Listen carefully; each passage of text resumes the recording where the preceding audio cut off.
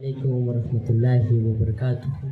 اول خو تاسو ټولو ته هرکلی وایم او ډیره مننه کوم د کاري صاحب چې دا دومره ښکلی پروګرام یې راجوړ کړو. نو دا ډیره د فخر خبره ده چې په داسې ښکلو ځایونو کې داسې د پښتو پښتونولۍ او د پښتنو د پښتو ژبې دپاره کار کیږي. دا ډیره لویه خبره ده او تاسو په دې باندې فخر وکړئ چې ستاسو په کلي کې ستاسو په ضلع کې داسې خلک موجود دي چې هغوی دا هڅه کړې ده، دغه میشن یې دی چې مونږ تل د پښتو خدمت وکړو. نو دا لویه خبره ده او بیا د نوي کال مبارکي درته وایم. یو څو شعرونه ویم بیا به درته یو نظم ووایم چې که ستا د نرمو لاړو نه مرهم نه وی پیدا، که ستا د نرمو لاړو نه مرهم نه وی پیدا، باور وکړه چې بیا به ګورې غم نه وی پیدا.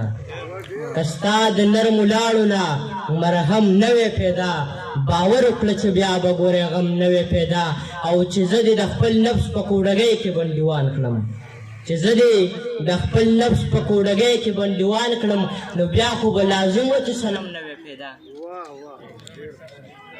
چې زه دې د خپل نفس په کوډګۍ کې بندیوان کړم، نو بیا خو به لازم وه چې صنم نه وی پیدا. او که خاورو سره چرته د بارود خوړلی نه وو، که خاورو سره چرته د بارود خوړلی نه وو، افغانه په وجود کې به د بم نه وی پیدا. که خاورو سره چرته د بارود خوړلی نه وو، افغانه په وجود کې به د بم نه وی پیدا. او ادم به هم په لمسه د شیطان راغلی نه وو، ای خدای په جنت کې که غنم نه وی پیدا.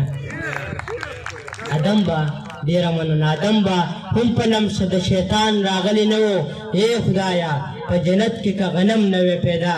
او که چرته کې حابیل د ښایستونو مجموعه وه، که چرته کې حابیل د ښایستونو مجموعه وه، محبوبه په دنیا کې به مرګ هم نه وی پیدا. دغه یو نظم به ووایم ستاسو